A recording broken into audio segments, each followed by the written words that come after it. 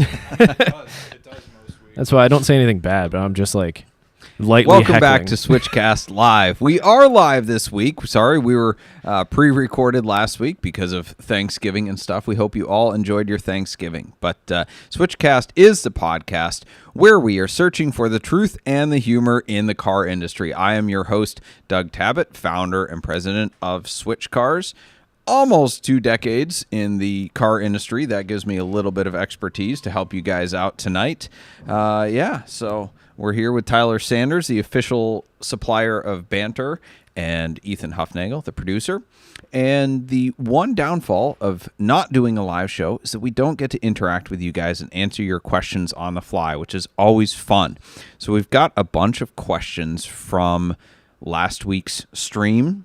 Yes. From TikTok and, of course, from our website, switchcast.live, which is a great site that you can go to catch up on old episodes and find places to download the audio podcast. So we're going to go right into questions. And again, since you guys are with us live, feel free to jump in with your questions. And we'll try to get to them, especially if they're sent with gifts. You know, it's a Christmas season. It's a giving season. So... yeah. Gotta, send those gifts to your favorite podcast, as long as that's us. That goes live at 8 p.m. Eastern on Wednesdays. Hey, somebody posted on their story today. I was hoping it was like some official ranking of something, but somebody posted on their Instagram story their top 5 favorite podcasts, and we were number 5 behind like Spike's Car Radio and Smoking Tire and whatever. Was it like the Spotify Wrapped thing? Because me included, I was posting a bunch of Spotify stuff today. I don't know. Yeah. Maybe. Interesting. I was hoping like some U.S. News and World Report had ranked us, but it was just a guy. It was his personal ranking. Right. Yeah, I don't know. Do you listen to podcasts, Tyler? I do.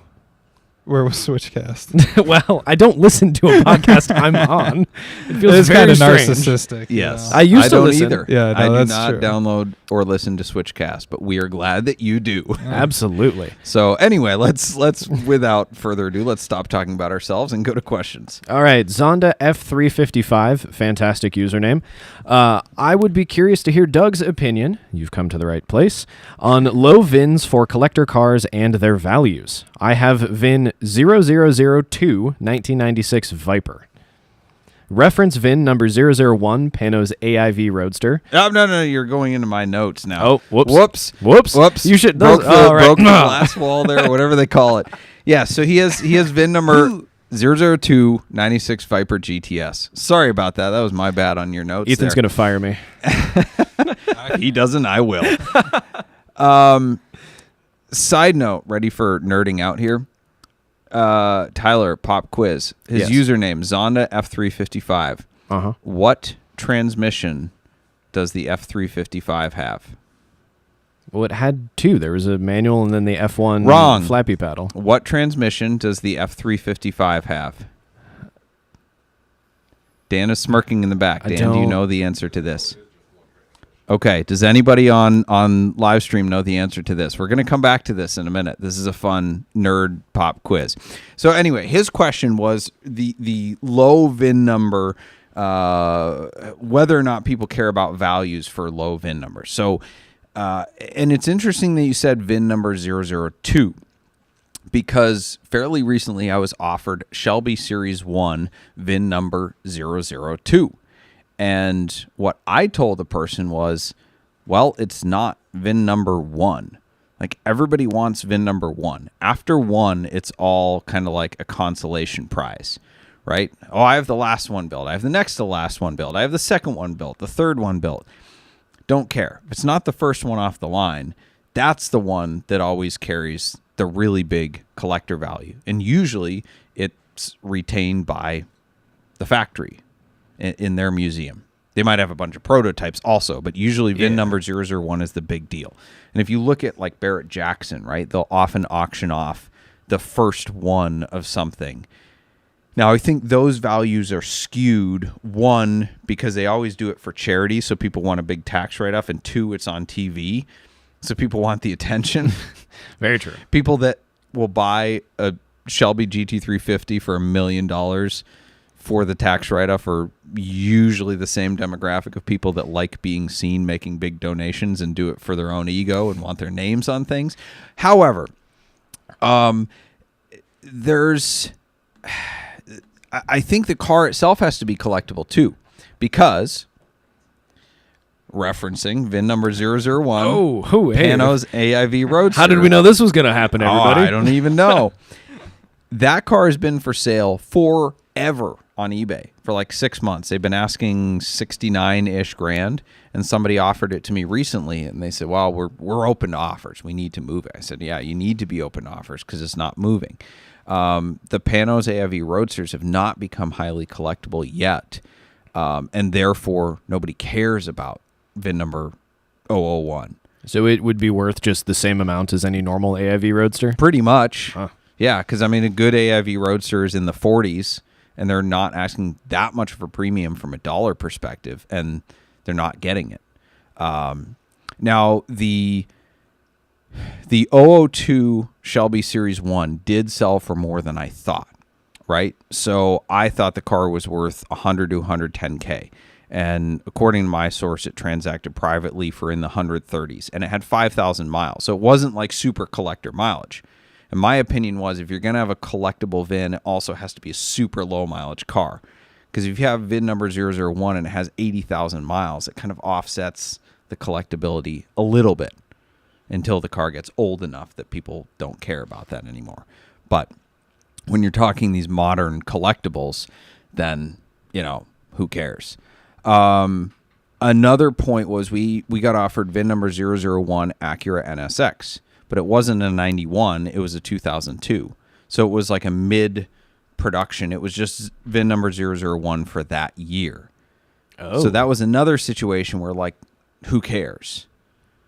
Because there's a VIN number 001 every year for 14 years of NSX production. So if it's not the first one, if it's the first one of this year, the first one in that, then you're getting into like Corvette rares, the first one that was red.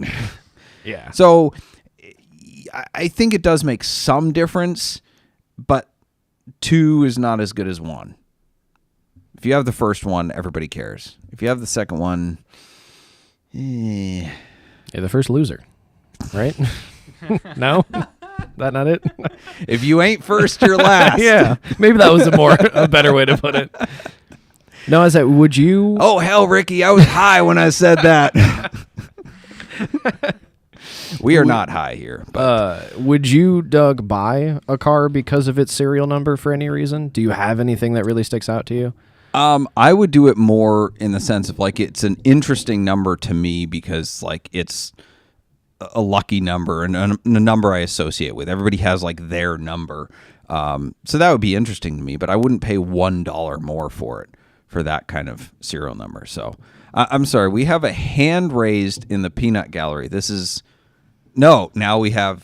canceling his hand raising.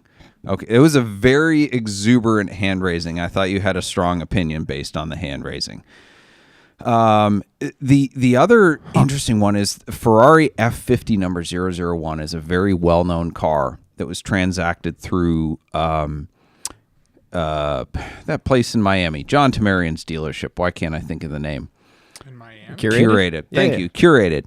And it's owned by Dennis Akoya King, and he drives it, takes it to shows. It's been everywhere, and I think it's got a bunch of mileage. And that's kind of the wild card of, like, does that car carry a premium because it's VIN number 001, but nobody knows because it's not being stored in a bubble, which usually first VIN cars are. So, yes, short answer, yes, there's a premium for low VIN cars, but I think it drops exponentially after 1. Wait, here. This is a question that came in on TikTok. Is a 001 or a 007 Aston Martin a better VIN? Definitely 007 Aston Martin. So that's the exception there. Yeah. I can't find the price, but Dan Doucette in the Peanut Gallery showed me that in, 2009, the first ever Pontiac Aztek was auctioned off. Oh, Serial wow. number 1. Another example of nobody cares because the car sucks. It should have been the last one. Make one. We did it. We had our fun. Moving on. It should have been in the files of, this is a great concept that nobody liked. Alrighty. Next question comes to us from switchcast.live, which, if you don't know, is the best place to go for all of your Switchcast news and posts. And we always like to prioritize questions from switchcast.live just below the questions that come with money attached, Right. If you really want to persuade us, that's the way to do it. So Jay posted this and said, "Hey, Doug, I'm looking to buy my first Porsche. I'm very confused on which year 911 model to buy and where to buy. Have you analyzed the prices of the cars? Where can I look for Porsches globally? Please advise." It's a very broad question. You took the words out of my mouth. I don't know where to start with that other than like 10 more questions. This seems to be a fairly common theme that we get of like, hey, what do I get first? It really depends on your budget, right? Like if you have a $250,000 budget, then get a GT3 or a turbo. Depends on your proclivities. It depends on your taste. It depends on what you want, where you live. Like there's so many different questions that qualify this that I don't even know how to answer it. I mean, the standard answer is the first Porsche is a 986 Boxer, 996, 911, just because they're cheap. But yeah, like if you have a $100,000 budget, then that opens it way up, and there's a lot of really good first Porsches. But like, what have you owned before? What do you like? What don't you like? And like, what do you want to get out of it? Like, what do you want your 911 to be? Is it some classic vintage car? Is it more modern and fast? Like, what do you... How to analyze the pricing of the car? I don't know. Start looking for cars and see.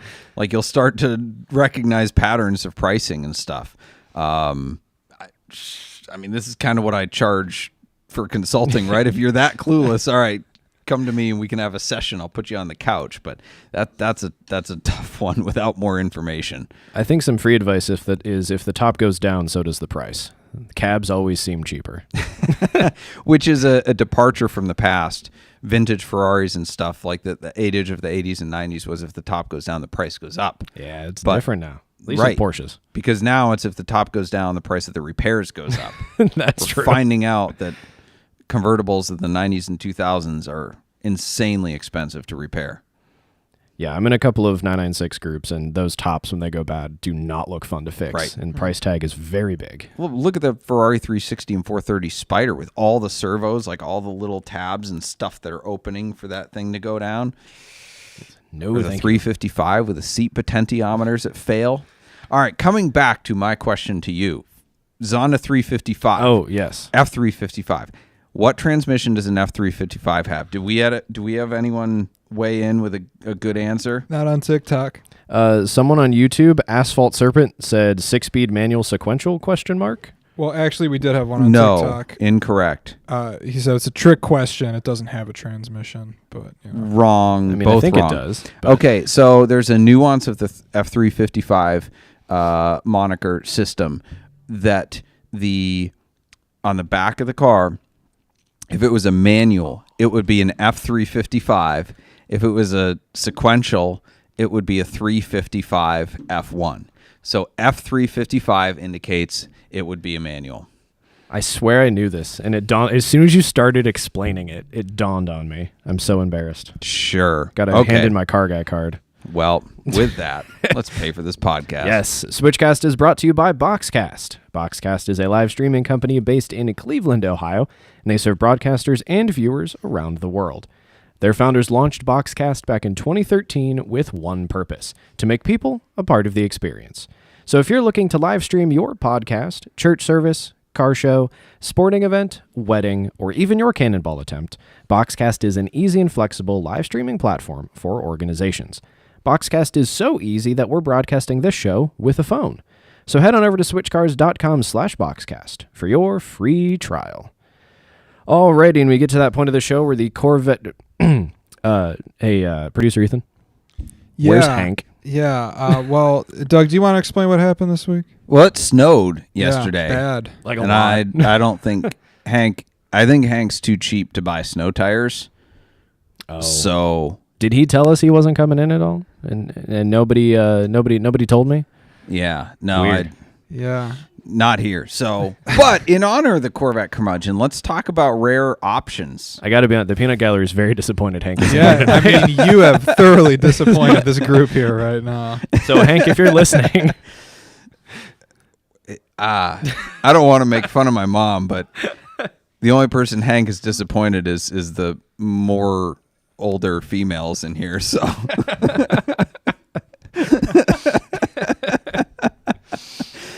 anyway,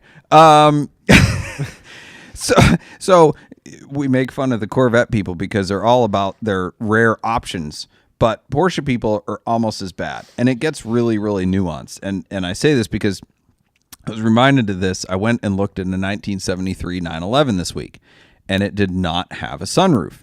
And I mentioned to the guy, I said, well, if this had a sunroof, it would be worth more because that was a rare and desirable option.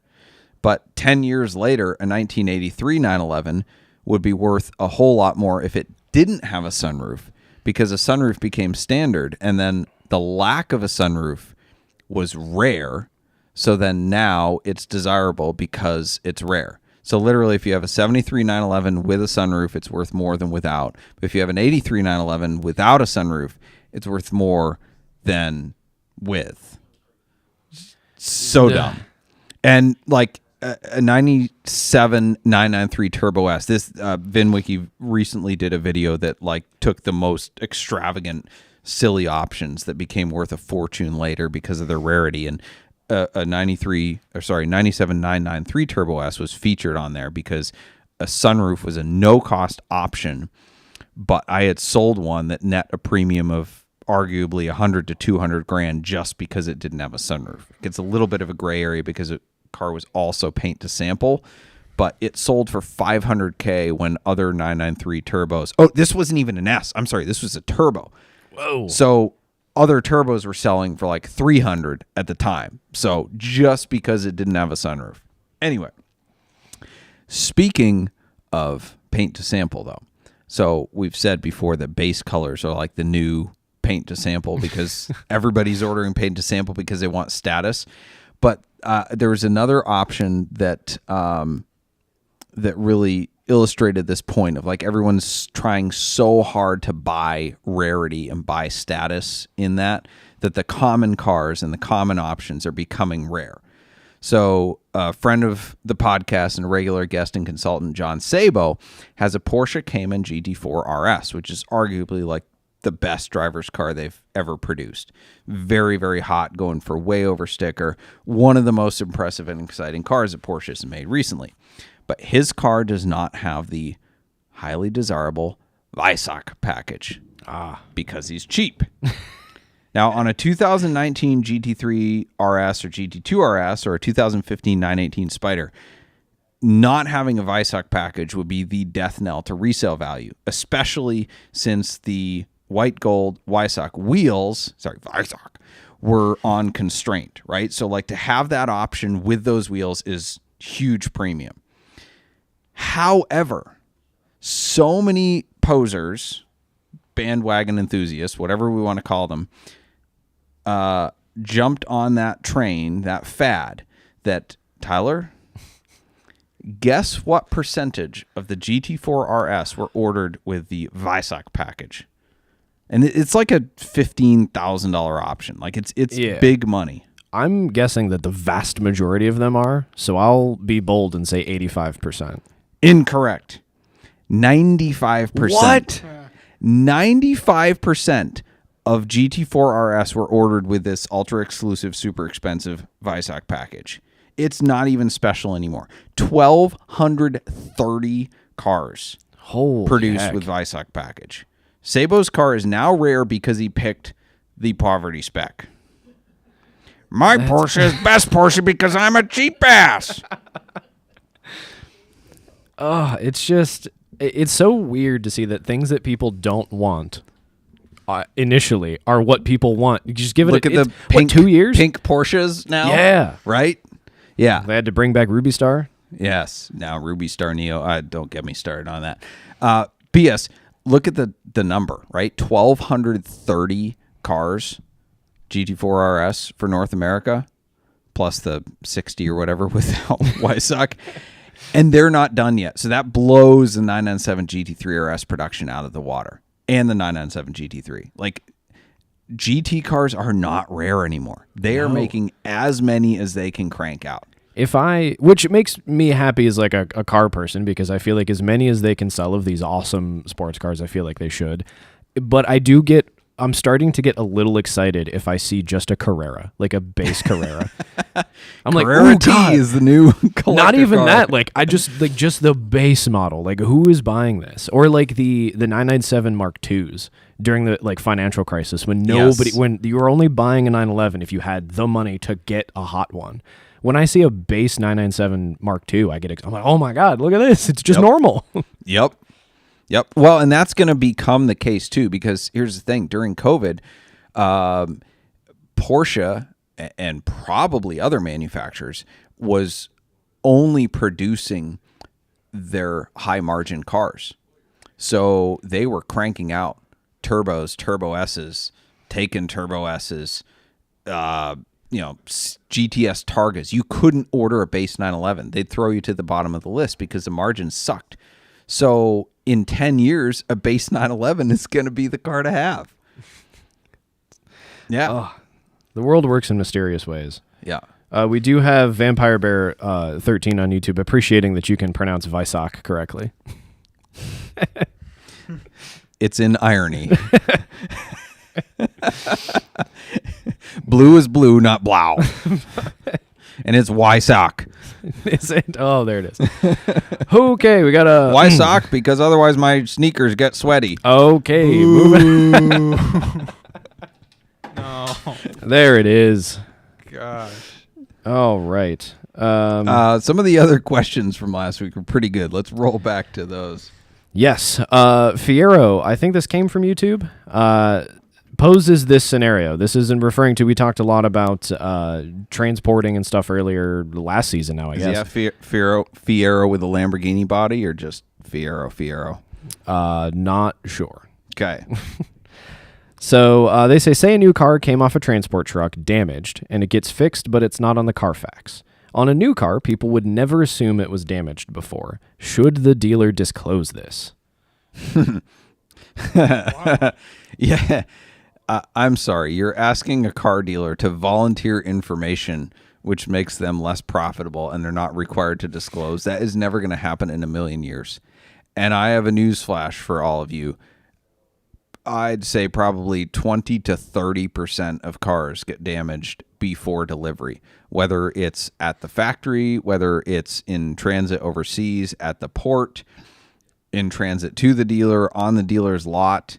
It might be more than that number. I don't have a hard number, but yeah, I'm not saying it's major damage. It might be a fender here and there, but like I remember going to, speaking of Weissach, I went and looked at a 1980 911 SC Weissach edition, and the guy was the original owner, and he claimed no paintwork. And a lot of people claim no paintwork all the time, but they can't make that claim because they bought it from somebody else. He bought it brand new from the dealer. He still had the title from 1980 that he had bought brand new. There's no disputing that he bought it brand new. He's like, well, the left front fender's been repainted because there was a little bit of rust repair. That's it. That's the only paintwork I've ever had done. I looked at the car for 2 minutes, ran the paint meter around it to verify what I already knew, and I was like, sir, your entire car has been repainted. He's like, no, it hasn't. I'm like, you see this overspray? See where this gold is on the rubber around your windows? That's overspray. Somebody repainted your car. Like, it was everywhere. The meter readings were super thick. There was paint flaws everywhere, and he was blown out of the water that he had bought a brand new car that had been entirely repainted. It happens. It happens a lot. You're never going to get the dealers to tell you that. So there's some guys, and I don't entirely blame them, that take paint meters with them to buy a brand new car.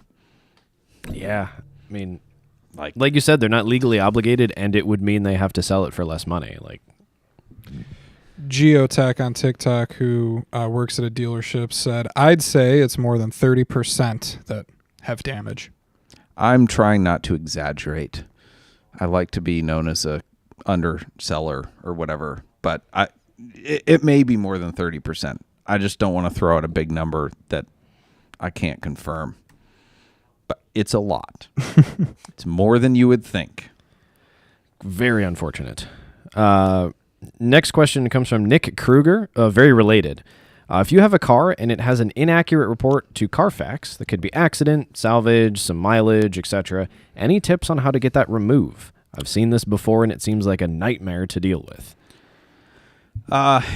It really depends what it is. Sometimes, at least for subscribing dealers, because dealers support Carfax for the most part,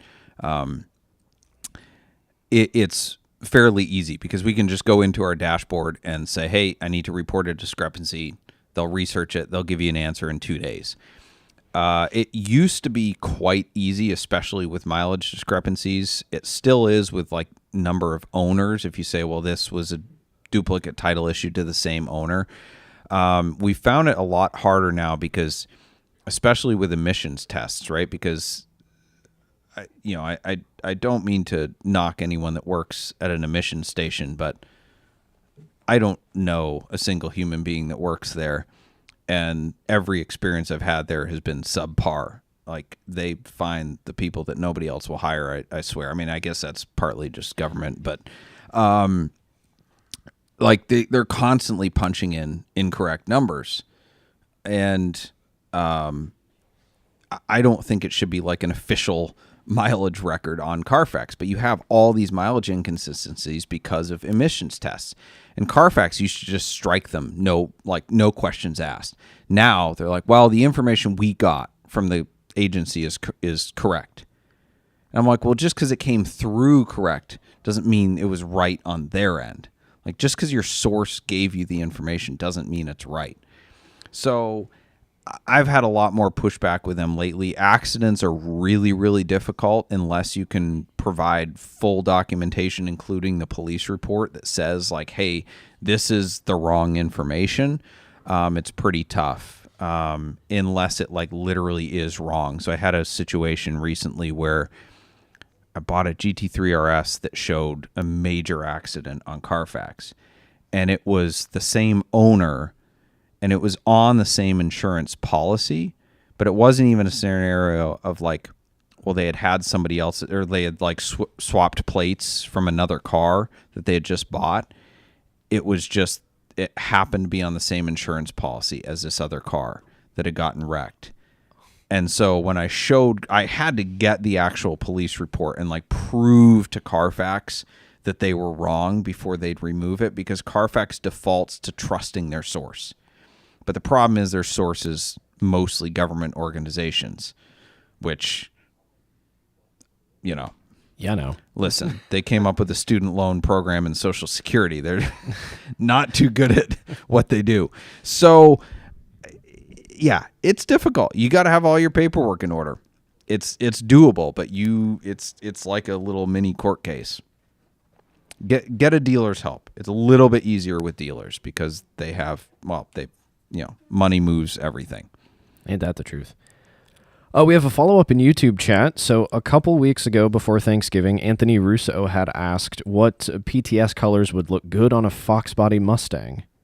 And it turns out that they've purchased some Brewster green. Say good call on the color. It's they were leaning towards the green, and it's the right shade. Happened to pay a fortune for a PTS color, though. So I don't know. What you call it if they didn't like the color they bought? Oh, PTSD. Okay. See, that one was actually decent though. I didn't mind that one. So Anthony, I guess Doug, do you know? Can you buy PTS like buckets of PTS paint from Porsche? I wouldn't think so, but oh gosh, no. Porsche has this thing now where you can buy like a paint card to mix. Like if you want to paint your wall in speed yellow. Oh, they're actually selling jugs of that. They're selling jugs of it. It's gone to the ridiculous. It is all over my Instagram feed. A friend of mine did this for his garage or something. I made fun of him so hard. I'm like, it's just like a friggin' Martha Stewart color, right? What color did he pick? I don't even remember. It didn't matter. He started spewing this nonsense about paying, $200 a stinking bucket for this Porsche paint to sample wall color. I'm like, God, man, they know how to make money. There was oh goodness, I read, it was an article or it was a thing on you. There was some media that I consumed that essentially was saying, oh, it was in like the latest issue of 000. Like the first page was talking about how Porsche's marketing and like social media is so good at getting people excited to spend a lot of money. And they're concerned with, I'm paraphrasing all of this, but they were concerned with like, are they paying too much attention to like the social media clout and actually not putting money in the right spot? Because like the Dakar is cool, but when we talked about it, you were like, that's probably not going to be worth a ton of money because nobody's going to drive it. And, you know, they're cool, but it's not like, there's a lot of reasons that it wasn't going to go to the moon. Yeah. The more I think about it, the more I retract that statement that Dakar is an awesome car. I think it's one of the coolest things they've done, but it does not negate the point you make about them chasing clout. But everybody else, all their customers are chasing clout. So... Well, and it's like they're playing into it, and it's like influencing decisions now, and it's like, is this the right? Because why else would they would they partner with a paint company to sell interior paint that is PTS colors? If you wanted it that bad, you could just take a swatch to your Home Depot or someone to like mix it up, or just buy like Cannery yellow and tell somebody that it's Signal yellow. Like, yeah, nobody's gonna know the difference. It's like blind tasting bourbon and saying, here's Pappy, here's Evan Williams. Tell the difference. I could tell People the difference, can't. Doug. You can, but another bourbon aficionado whom we love couldn't. Mixed them up. But honestly, that's the majority, right? So like we did a blind bourbon tasting, 20, 25, 30 people who claim to be aficionados. Blind tasting, the high score was 50%. The best score was half wrong of an entire group, and only 4 people got half wrong. Everyone else was worse than half wrong. It was tough. So like there's a parallel there to this Porsche stuff. If you don't tell people what it is or say how rare it is or say what color code it is and just let people like take it in, it would totally change the landscape. Yeah, you're right. All right. With that, Switchcast is brought to you also by Celebrity Machines. Celebrity Machines offers more than 250 different screen-accurate license plates as they've appeared in movies and TV shows, such as Back to the Future, Ghostbusters, The Fast and the Furious, Breaking Bad, and so many more. Celebrity Machines also makes our dealer insert plates, as well as our commemorative 2539 plates from the fastest cannonball run ever. Visit CelebrityMachines.com for more info and use promo code SWITCHCAST to save 25.39% at checkout. I like how at the same point in that ad read every time is when you frantically remember to show the license plates to the live viewers. No, I'm sharpening my knives. That's terrifying. We do have a super chat on the YouTubes from Priyam Patel, who's been messaging a little bit tonight. Allegedly, apparently, there's a Mercy for sale in India, and the reserve is $45,000 US. It was seized by the income tax department of India, yes. and they are auctioning it with other cars. Have you heard of this? We've all heard about this. Yes. It's right-hand drive. It's an e-gear, and there's, I don't know, probably all sorts of complications with bringing it back to the U.S. I talked to Ed Bullion about this, who loves bad story Lamborghinis, and even he couldn't be bothered because he's like, man, it seems like too much effort. So, well, because for those of us in America, you'd have a right-hand drive e-gear, probably crap Mercy. I'm guessing. Like, I guess if you can get it back here. It's time for a market update this week. The market has been doing fantastically interesting things, keep us on our toes. But one specific example that we brought up a couple weeks ago was a 1994 Porsche Turbo 3.6, which was a 1-year-only car in amethyst, that's a purple, on Bring a Trailer.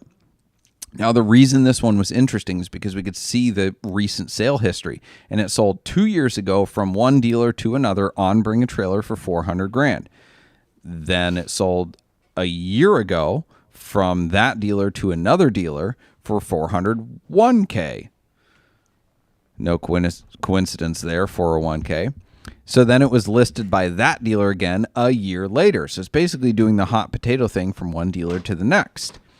And we were curious, okay, where is this going to sell given that the market has substantially corrected even on collector cars? Did you see what it sold for, Tyler? I did not. I want to be surprised. So it went 400, then 401, now 395. Okay, all right. Finally, though, to a private buyer. So it didn't go to another dealer to wait for somebody else to pay more. That is more than I expected. It was also more than I expected. I was kind of hoping for like an outlier transaction one way or another, like 450, and we're like, well, that's probably somebody pumping up the market, or 350 and going, okay, the market's really correcting. So 395 was pretty strong, all things considered, and I think it shows that there's certain niche within this market. Niches. Niche. What is the niche? Okay, plural? well, you of lost niche? me there. There's certain niche in this market that are breaking the trend of just down. Well, I think it's apparently weird Porsches like that, Countach's, Diablos. I think everything else is kind of, going a little bit down, but those seem to be holding. Yes. Yeah.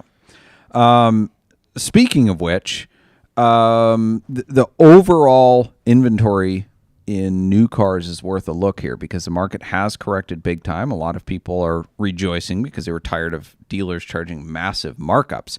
And one of the ways that we measure this metric of how strong or weak a market is the days supply of inventory.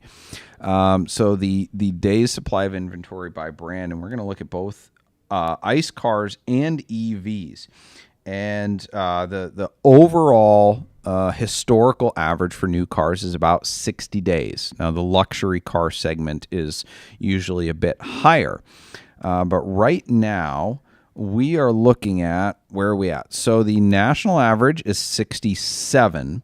So it is slightly higher than a historical average. The last couple of years we've been looking at the market. It's more, we've been looking at like, well, what's the market compared to like pre-COVID, right? So a lot of numbers have been ticking up or down, but they're still stronger than, 2019, 2020. Even though, values may seem to be way off from a year ago, they were so far up that they're not corrected beyond normal. Well, looking at the average national supply of inventory, it is higher than historical average. So we are more than back to normal.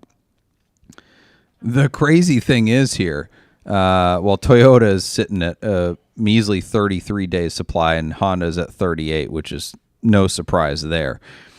The overwhelming losers in this are literally the bottom four are Jeep, Ram, Chrysler, Dodge.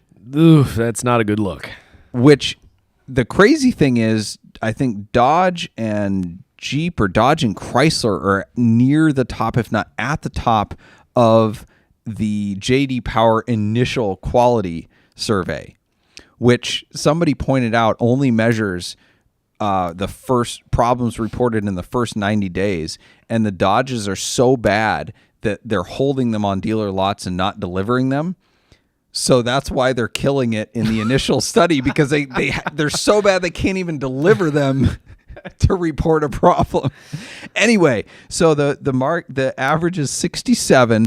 Jeep is at 123 days supply. Ram is 129. Chrysler's at 135, and Dodge is off the charts at 186 days supply of inventory. I tell you, I do drive past a couple of those combo dealers where you got your Chrysler, Dodge, Ram, Jeep. They're packed to the gills with cars. Yeah. EVs, on the other hand, so let's see. Typically, they're 88 compared to the 60 new cars. EVs, oh my gosh. Not good.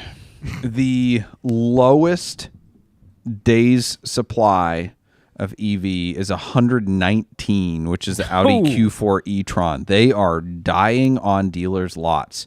The highest is I was going to say, Oh, tell us boy. the highs, Doug. Oh, boy. What's that number? the Jaguar I-Pace. Hold on, before we get there, the Ford Mustang Mach-E, which Yeah. is supposed to become its own brand, is at 253 days supply. The Jaguar Goodness. I-Pace is 327. Almost a year. Jaguar has almost a year's worth of I-Paces in stock, and it probably will become a year in the next 2 weeks when they don't sell it. That is Oh, insane. man. That is actually insane. That is nuts. Are they even making any more? Like, how can you be pumping out more cars if you've got that many just hanging out? Well, they're trying not to make any more. The CEOs of these companies that are making EVs are backpedaling hard on their promises. So, yeah, it's not good. I love it. I love it. Yeehaw. Wow, these numbers are bad. Audi e-tron GT. There's 185 days worth of e-tron GTs. 176 days worth of Porsche Taycans. Nobody has taken. No. them. Oh, there it is. Shameless promotion here. So that would be Switch Cars, average turn this year is just under 65 days. So and note I said earlier the historical average was 60 days, but luxury segment is higher. So I'm very proud of that, especially in what has been a declining market all year. It is our second lowest average turn ever, the lowest being in 2021 when nobody in the car industry had to be good at their job to make a whole lot of money. So, shameless plug right there. We've got Devin Ruckus in YouTube that says there was a story, I don't know if you've heard of it, about the new Grand Wagoneer that sat on a dealer lot for 570 days. Doesn't surprise me. That is astonishing. One of the guys that works for us has a Grand Wagoneer, and he was on the phone this morning a lot with Chrysler Corporate because it has been absolutely nothing but problems. We all made fun of him when he bought it. He knew his mistake, but they're not good, not good. On that note, there was a question that I wanted to address regarding the declining market. Somebody had asked something about how are we doing in this market. I thought was relevant to this. Yes, that is our handy question of the week, Doug. Oh, Look at that, a question of almost the week. like I set that up. It's brought to you Perfect by timing. Nuts for Sticks. Nuts for Sticks is a brand celebrating the manual transmission in all its forms. So forget the flappy paddles, we like shifting ourselves. Check out our fun and funny stick-themed shirts at nuts4sticks.com and save 10% on your order using the discount code SWITCHCAST. That is nutsforsticks.com and use code SWITCHCAST. So our question of the week comes from a dad named Alex. Where did this come from? Is this Instagram, I think? Yes. I think so. Question is, how are you guys holding up with the fluctuating used car prices? Or are you immune because they're luxury cars? This is not only the question of the week, it's probably the question we get every week in some form or another that, oh, well, the economy sucks, but rich people never run out of money, right? They're luxury cars, so rich people just always have money. And I'm like, well, yes, but rich people have a lot of money because they're smart and don't make stupid decisions, especially in a declining market. Luxury cars are very much not immune to market corrections, and I would say that they're more volatile because they're not a necessity. There are certain segments that are somewhat immune to this. The top blue chip collector cars, the Ferrari 250 GTOs are selling for $50 million. Yeah, okay. There's only 33 of them in the world. Those aren't changing in value because of a slight hiccup in the economy. But the rest of them, the $100,000, $200,000 cars, absolutely those are taking a beating. We're holding up fine partly because we do consignment. So if the cars go down in value, it's the consignor's problem, not ours. Two, we've been staying up on this market like a hawk. We've been watching. I mean, we kind of, I don't want to say predicted it, but we knew this was coming. We knew that the party couldn't last, and so we weren't buying cars like the party would never end. So our margins are getting smaller on a lot of stuff, and it's more difficult to buy inventory because you go, well, this might be a good deal today, but it's not in a month. You know, the old saying of it's like catching a falling knife. But, you know, we're in a cash strong position. We're not leveraged, and we're very, very careful with our buys. So that rewards, you know, that caution is rewarded in times like this. So yeah, it's harder work, but yeah, we're doing fine. If anything, I enjoy the market correction a little bit because people are not so quick to the line of, oh, my car's only going up in value. They still say it, but now I have data to prove them wrong. Well, like that's like I was listening to it was on some other podcast where DeMuro was talking about how people are constantly submitting cars to his auction platform wanting the 6 month ago reserve price. Yeah. And he's like, guys, what do you all your comps are 6 to 8 months old. Like this isn't what's happening anymore. So it's like there's a lot of people that just don't want to acknowledge what's happening. But it's here. For the last 2 years, I've told customers, I said, any comp older than 90 days is irrelevant because the market's moving. Yeah. And at some points, it was 30 days. Like, oh, that was from 2 months ago. How cute. Yeah. It does not matter today. So I think we have an interesting question that you'll like. That this was from YouTube last week during the live stream that was not live. So Jasper Thompson says, hey guys, I'm from Maine and I want to purchase a manual Porsche Carrera 4S. And I want to use it during the wintertime for snowboarding and summertime for joyriding. How well is the all-wheel drive system on that generation of Carreras in the snow? And is there anything I have to look out for with issues with that generation? Bore scoring. Bore scoring IMS. No, you don't. Just budget in $20,000 in case your engine fails. But all-wheel drive system's amazing. I have a 997 Carrera 4 that I daily. I don't have the 2-foot winter storms that out in Ohio that Maine does, but yeah, no, I love it. A good set of snow tires will do you wonders. Go a little bit narrower in the rear than the standard 305s, 315s that you run in the summer. Get like a set of 10 or 11 inch rear wheels and go down in size, like a 285, I think it is, for the rear, because yeah, the wider, the more you're going to float on the snow. But no, they're great winter cars. The all-wheel drive system is rear biased, so you get a lot of sideways fun. But man, I love it. I think it's the best winter car possible. So absolutely, so go for it. So the wall of shame is one of our favorite segments, is where we turn around and make fun of customers, because customers have the opportunity to review dealers, but we never get to do the reverse. So this week, this wasn't really a customer. This was just somebody we wanted to make fun of. Somebody posted a Porsche Boxster for sale on a Porsche 911 buy and sell page. Uh-oh. Well, that itself that was in not. and of itself. That was not the fail. That was not the wall of shame, because that is allowed per the rules of the group. But somebody responded, "Too bad it's not a 911." I'm sorry. Quote: "Too bad it's not a 911. Go enjoy your Boxster in a Boxster group. Non-911 posts here are mostly the equivalent of junk mail." Yikes! End quote. It's like Woof. the Porsche curmudgeon came out here. Gosh. Yeah.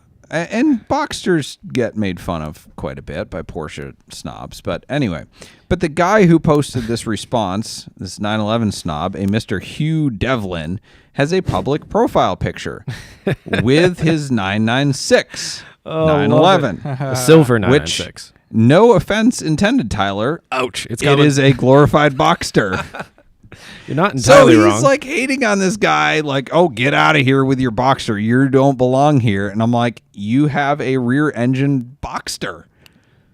Yeah, I just don't. It's like making fun of people from Maine and then going on 23andMe and finding out you married your cousin. I just don't get.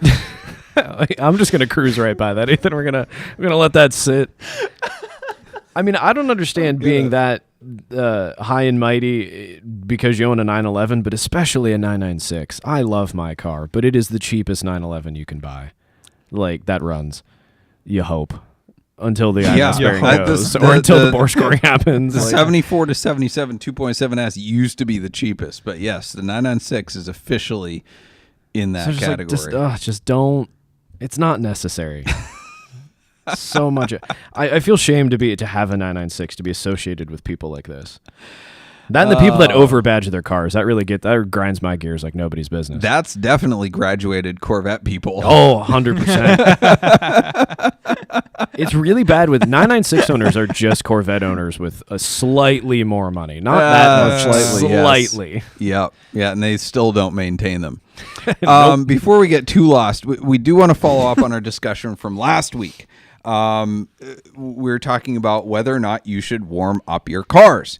And I do want to say, caveat, I do not mean, when I was advocating for this, I don't mean warming them up to full, complete operating temperature. I'm not saying like you should let your car warm up to till the oil's 240 degrees, right? I mean like a minimum operating temperature for your oil to circulate properly and do its job, like 100 degrees oil temperature minimum, depending on your car, and especially before you beat on it. So I think a lot of people were thinking like, oh, you're advocating we should let our cars warm up for half an hour. No, I don't mean that. But these articles that are saying you shouldn't warm up your car, they're all written in some way to benefit environmental activists. And they're basically like, well, if you let it warm up for more than 30 seconds, you're harming your car. No, you're harming the environment. Just be honest about what you're pushing. You're not harming your car. It needs to warm up. Anyway, speaking of that, I have a joke. Yes. Which knock, joke? knock. Who's there? GM lifters. GM lifters who? BMW rods. Wait, hold on a second. BMW rods who? Don't slap me for that joke, please. You'll be like Porsche M96, M97 pistons. Oh, God. Anyway, so when we were talking about this, our producer Ethan posted it on TikTok, and it sparked quite the heated debate. Are you warming up to my humor yet? Okay, that was pushing a little too far here. Yeah. Okay, we'll give it another 10 minutes. 20 if you're a diesel. Ethan's biggest contribution to the podcast so far today is an old man grunt. Anyway, at 8:52 p.m. It sparked quite the contentious debate on TikTok. I'm just going to drive by all of that, where just about everyone warms up their car, and I was appreciative of that. So we wanted to share a few of the comments from the thousands and thousands of comments that we got. It was a very contentious debate on there. Are they telling me I'm stupid for my very specific 996 practices? Was there a lot of that? Yes, nobody was with you there. There was like 5 people. But there's some great comments in there. Yes. A lot of them were along the theme of, and I like this. Listen, I ain't warming up my car for the car. I'm warming it up for me. I am not getting in a cold car. Who cares about the engine? We said something about like you at least have to let your car get up to temperature before you shut it down.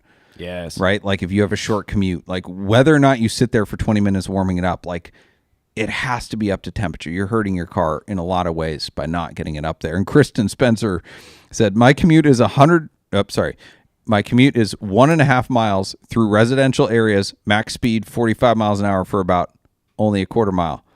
The rest is 15 to 25 miles an hour. I never warm up or cool down.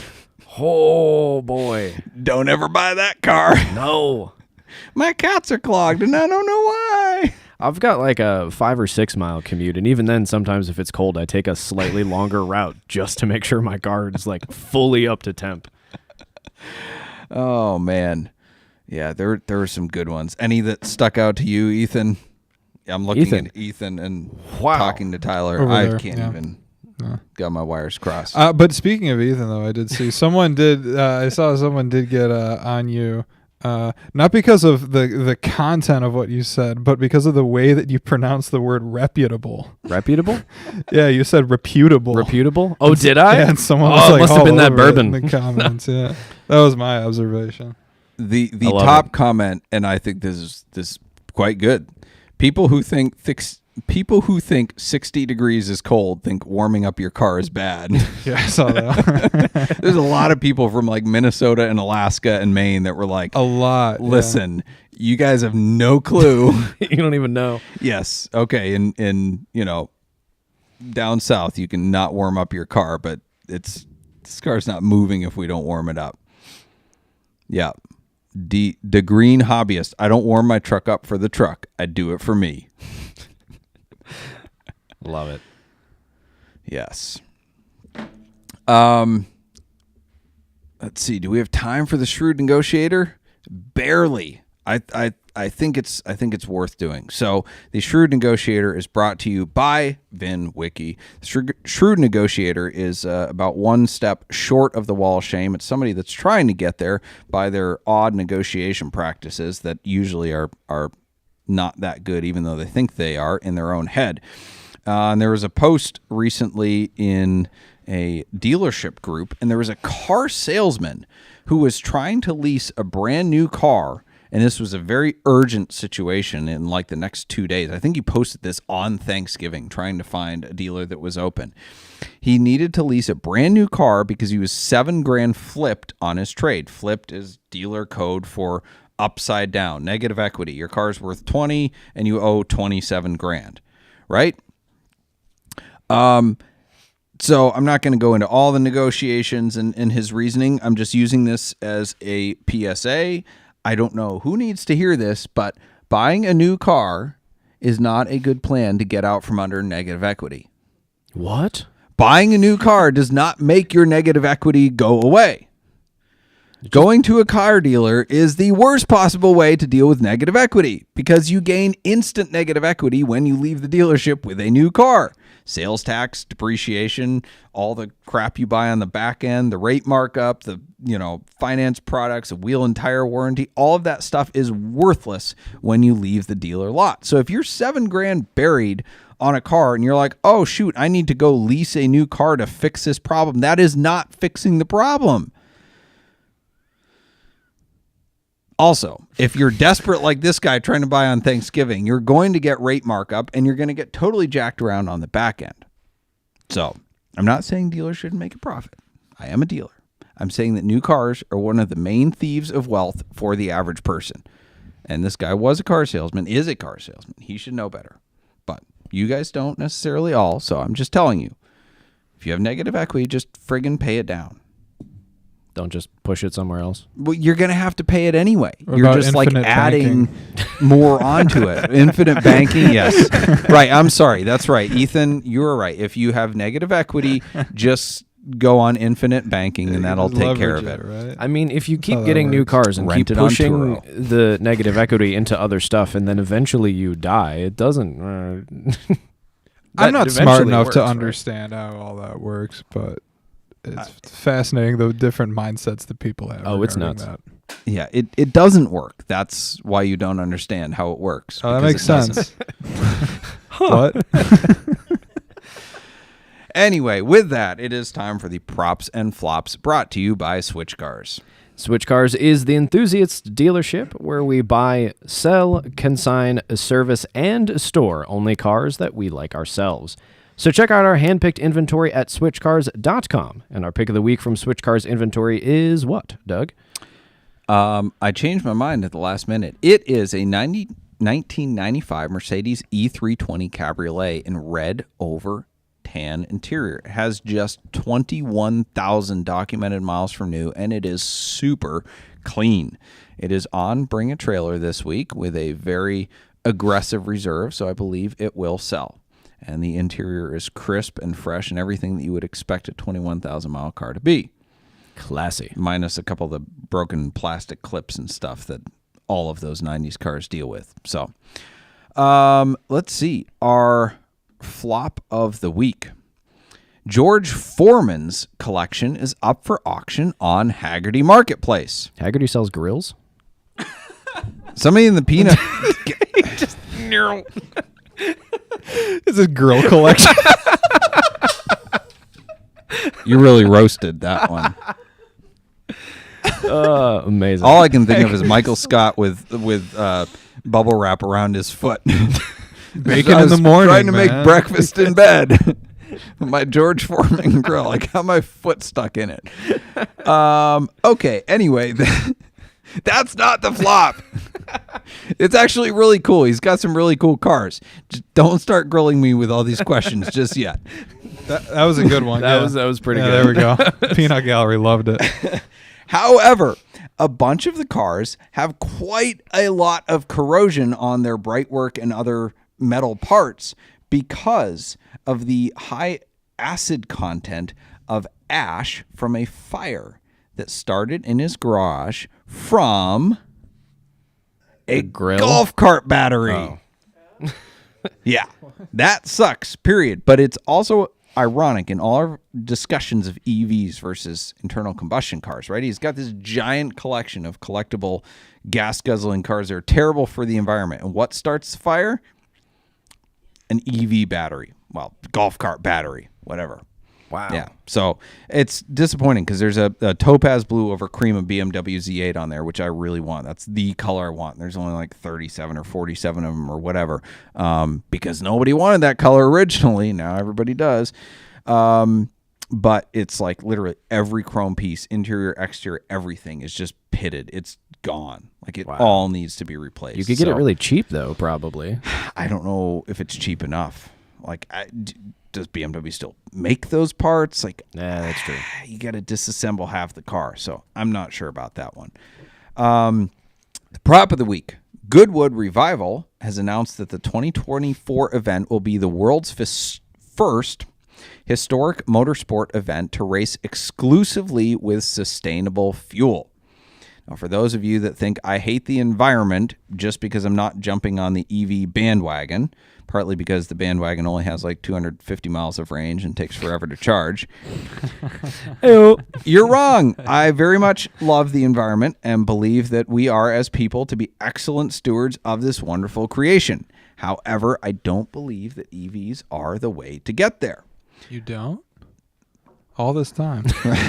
Porsche has been doing a lot with their carbon neutral fuel, and I'm very excited about the possibility of this clean energy. But anyway, Rowan Atkinson, Mr. Bean. Mr. Bean. Yeah. He actually does talk, yes. Take this with a grain of salt, right? Celebrities are always giving their political opinions, and I don't think that they should have a political opinion just because they have a microphone, but whatever. He is a certified car guy, right? He had an F1. He had daily drove a McLaren F1, wrecked it twice, rebuilt it. Like, yes. Okay, Baller. so I'm taking his opinion on this. And it was burgundy. Oh, so good. So he went on record about this synthetic fuel saying, quote, I used synthetic fuel in my racing. Sorry, I should do Mr. Reed. That's good. I used synthetic fuel in my racing Jaguar and found it to be not just as good as the pump petrol used previously, but in performance terms, superior to it in every way. It's perhaps unsurprising that if you synthesize a fuel from first principles, you're going to make a better product than that produced by just applying heat and pressure to some black gunk you dig out of the ground.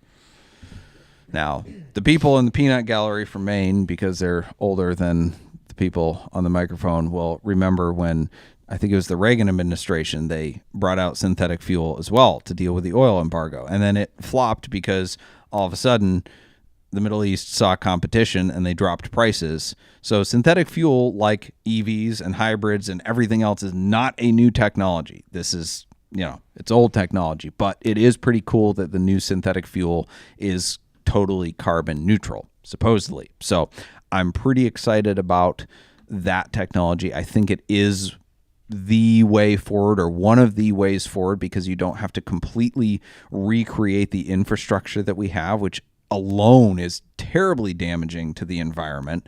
So I'm pretty excited to see where this goes, and I'm glad that Goodwood is jumping on this train rather than the EV train. So with that, that brings us to the end of our regular segment of the show. Stick around after for Tip Talk if you have questions or comments or suggestions. And yes, thank you to my co-host, official banterer, Me. Yes, Tyler Sanders.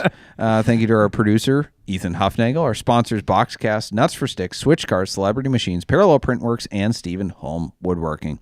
Our bumper music is provided by Emily and Ivory. You can stream the full album on Spotify or SoundCloud. This episode will be available next Monday in audio format wherever you listen to podcasts. Thank you for listening, and we'll see you next Wednesday at 8 p.m. as we look forward to edifying, educating, and entertaining you on the drive of your life. I think we should start doing a weekly plug for Emily and Ivory, because there's a gig coming up on the 14th of December. Yeah. Are we live streaming it through Boxcast? Well, I would imagine so, knowing our band members. Affiliation. But if you would like to see Doug and I fumble our way through a set list, no, it'll be better than that. It'll be good. It'll be a lot of fun. No, we are. Yes, it'll be a good show. It'll be a lot of fun. We are at Coda in Tremont, Cleveland, Ohio, on the 14th. So shameless little plug for that. It's good music. It'll be a good time. If you're in the area, stop on by. Yes, we'll be signing autographs. Only me and Doug. It's a switch cat. It's not an Emily and Ivory merch table. It's the Venn diagram autograph section. You're an Emily and Ivory and on Switchcast. No way. While I'm on mic, I might as well. TikTok, we got one question from Garrett Gatewood here. When do you think reliability dropped in production of cars? My 35,000 mile 2022 Tundra spun a bearing. It's kind of a tough one to answer on the fly. Well, I like the question. I don't think there's a specific line of demarcation. I think it ebbs and flows with different manufacturers. They've all had really good periods and really bad periods. You look at Mercedes in the 80s and early 90s, they were pretty stinking robust cars. You look at Mercedes in the late 90s and early 2000s, they were garbage. But that was the case with a lot of manufacturers because they were kind of in this new period where they were trying to save money and ramp up production, and a lot of companies were on the verge of bankruptcy. So, they cranked out a lot of cars, but the quality was not necessarily there. And then some of them came back, rebounded in a big way in like the 2010s. Mercedes is a great example of that. Some of the best cars they've ever made were like 2010 to 2018. Some cars are getting better, some cars aren't. Overall, with the improvement in manufacturing processes, in theory, cars should be getting better and better and better. But I also think that there's some designed obsolescence going into a lot of cars because they're looking at their bottom line and saying, well, let's make them good, but not too good, because I think we're moving towards like an iPhone model where they want us to lease cars for 3 years and then get into a new car. Right. I don't think that's everybody, but I think that's a general, philosophy of automotive manufacturing now. And I think that's probably within the last 5 to 8 years. But that's not everybody. I mean, materials are getting better. Engineering's making improvements and discoveries, so that progress is moving forward all the time. So I don't think there's any specific, like, oh man, cars started to suck here, and they're going to suck forever. Right. Like it ebbs and flows.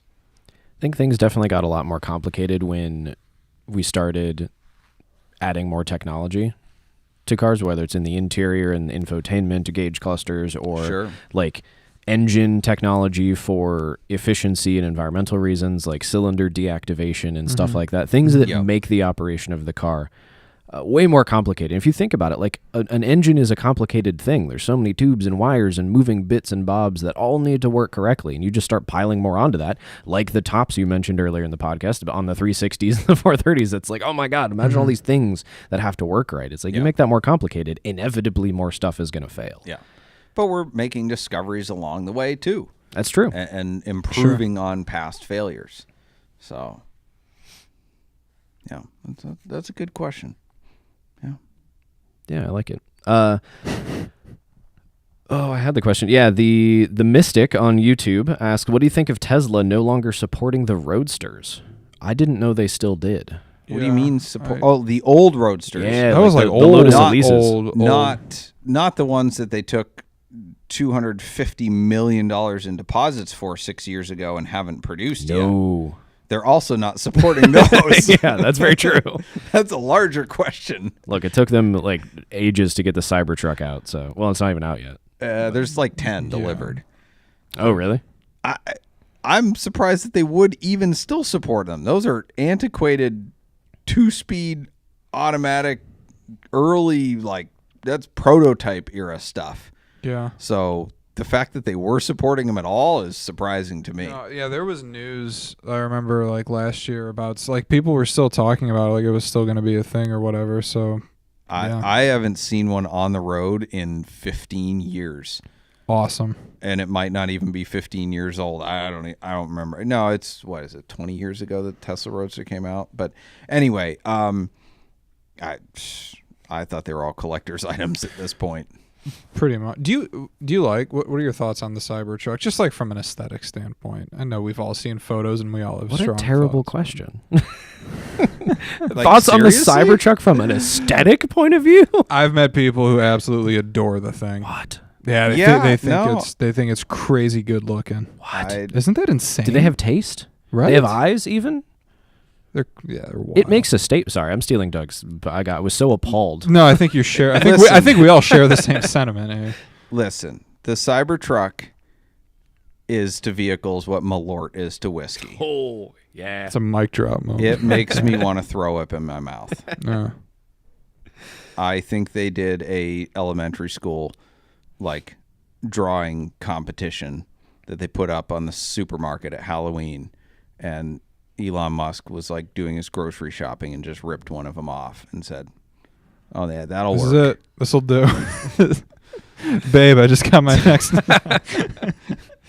So bad. So bad. I like that. The Malort of the car world. It's Gonna use that. yeah, I can't disagree with that. Malort's pretty bad. I've had it more than I care to admit, but It's the Nickelback. I don't know. Nickelback gets a bad rap. You do just like what do these have in common? Malort, Nickelback. Cybertruck, Chris Tomlin. They hold the same kind of space in their respective industries.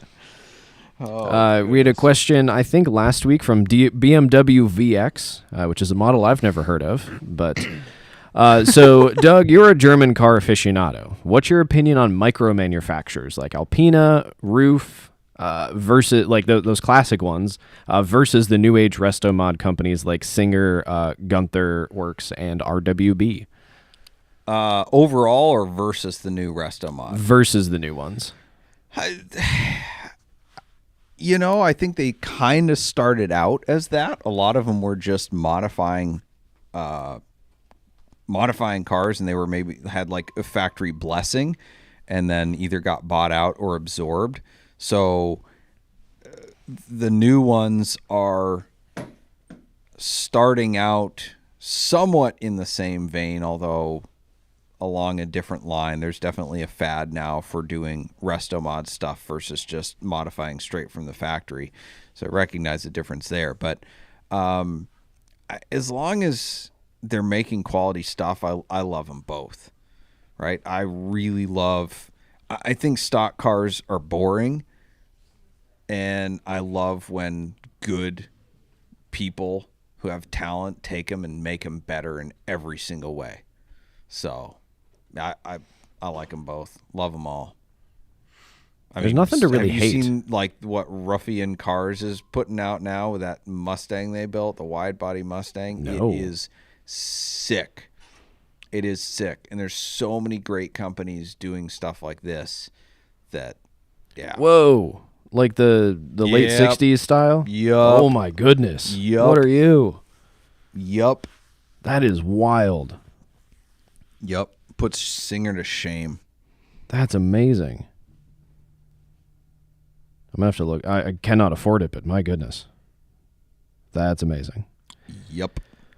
All right, Devin Ruckus from YouTube would like to know, will the discount go down on celebritymachines.com if someone beats your cannonball record? Heck no, the discount code will go away.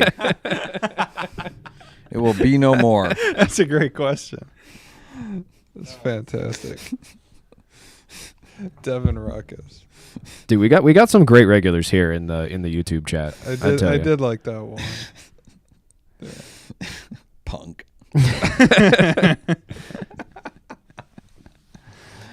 Oh my goodness. What I don't know why, man. I got not a lot going on here in TikTok right now. That's all right. Everybody used up all their opinions on the warming up your car video. Yeah, no kidding. Yeah, I was expecting. I never know what TikTok is going to bring. I will go into something, either posting a video or a live stream, with some level of expectations, and then just have it completely shattered within 5 minutes. Alton Guideri, I botched that. I apologize. I really want a military Humvee. Am I crazy? I don't know. What do you think? Is he crazy? They're no worse than street legal Hummers. Yeah. H1s. There's worse cars out there, like a brand new Jeep. I hear you could really get one of those, though. You got your choice. Got your pick. Yeah. Right. Plenty on the lot. No, they're kind of cool. I think they're getting harder to legalize and get titled. So you probably want to buy one that's already titled. Sure. But, I mean, I've put 100 miles on one. It wasn't terrible. It was really, really slow, but it had a cool factor that can't be equaled. I have a feeling that would wear off, though, because it's a military implement. It's not built for comfort or... I mean, our friend Austin, almost daily drives his. Does he still have it? Yeah. Really? Yeah. I thought he sold it for some reason.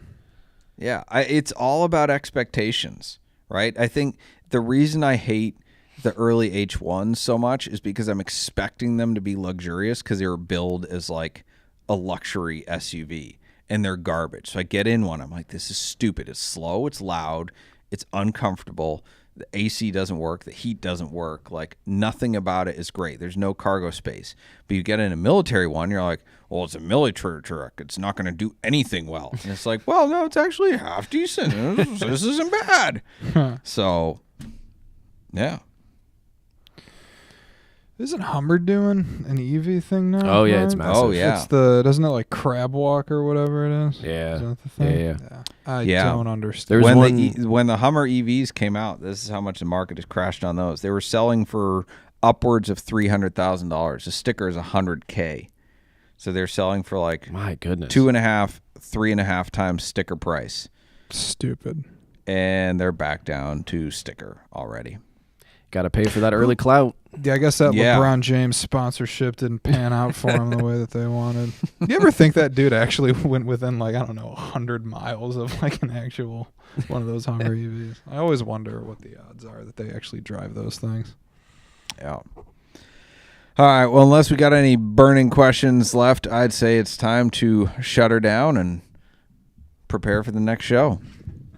I think so. See y'all next week.